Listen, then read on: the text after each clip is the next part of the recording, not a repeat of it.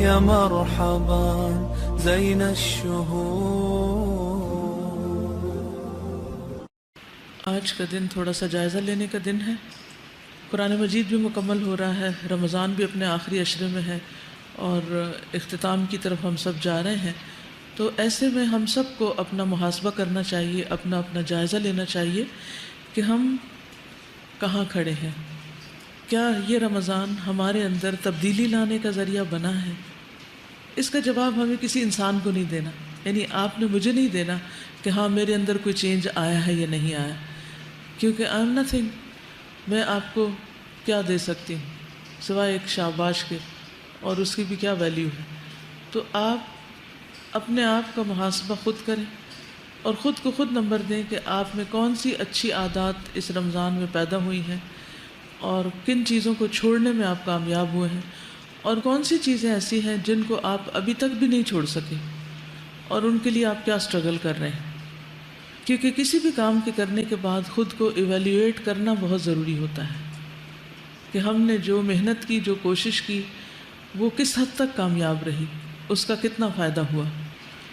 تو دو طرح سے یہ ایویلیویشن کریں گے، ایک آپ یہ دیکھیں گے کہ حقوق اللہ میں کیا بہتری آئی ہے، دوسرے حقوق العباد آپ کے کتنے اچھے ہوئے ہیں۔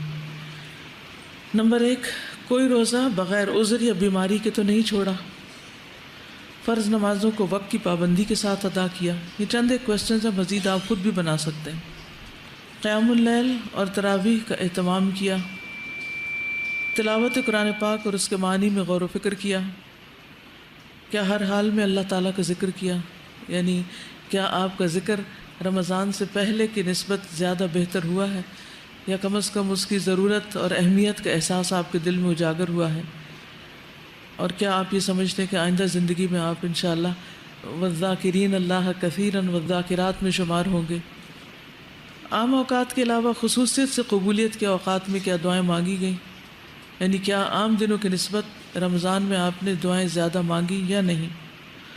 آخری عشرے کی طاق راتوں میں خصوصی عبادات کا اہتمام کیا، اللہ کی رضا کی خاطر اپنا مال اللہ کے بندوں اور نیکی کے کاموں میں خوشی سے خرچ کیا، زیادہ سے زیادہ وقت اللہ کی عبادت میں گزرا۔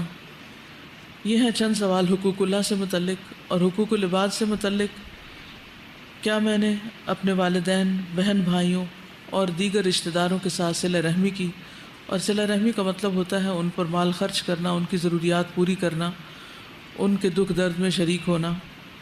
اپنے گھر والوں کے آرام کا خیال رکھا، دکھی انسانوں کی غمخواری اور ہمدردی کی، یعنی جو بھوکے، مساکین اور مشکل میں لوگ ہیں ان کے لیے کچھ فکر کی، ان کے لیے کچھ دعائیں کی، ان کے لیے کچھ کھانے پینے کا انتظام کیا، بیماروں کی تیمارداری کی، گھریلو ملازمین کی ذمہ داریوں میں کمی کی یا کاموں میں ان کا ہاتھ بٹایا، جھوٹ، غیبت، بدگمانی، تجسس اور عیب جوئی سے بچنے کی کوشش کی، کسی کا دل تو نہیں دکھایا، حق تلفی تو نہیں کی، کیونکہ کسی کو اذیت دینا، کسی کو پریشان کرنا، کسی کو دکھ دینا، یہ بہت بڑے بڑے گناہوں میں سے ہے جن کی سزا ہم پڑھ چکے ہیں کہ قیامت کے دن کس طرح بڑے بڑے بچھو اور سانپ ایسے لوگوں کو کاٹیں گے جو دنیا میں دوسروں کو کاٹتے رہتے ہیں۔ مشکلات اور مصائب پر صبر و تحمل سے کام لیا، یعنی اگر کسی نے آپ کو تنگ کیا تو آپ نے اس پر جوابی ری ایکشن ویسا نہیں کیا جیسے اس نے آپ کے ساتھ زیادتی کی یا بد اخلاقی برتی، اور آپ نے یہ پڑھا کہ انما اشکو بثی و حزنی الی اللہ۔ سلام میں پہل کرنا شروع کیا، کیا ہر ایک کو مسکرا کر ملتی ہوں۔ اور سب سے آخر میں یہ کہ رمضان کا مقصد تقوی کا حصول، کیا اس میں کامیابی ہوئی، یعنی میرے اندر اللہ کا ڈر کتنا پیدا ہوا۔ اگر تقوی نہیں آیا کچھ بھی نہیں آیا، کیونکہ تقوی ہوگا تو ہی گناہوں سے بچنے کی قدرت ہوگی انشاءاللہ۔ یا مرحبا زین الشہور۔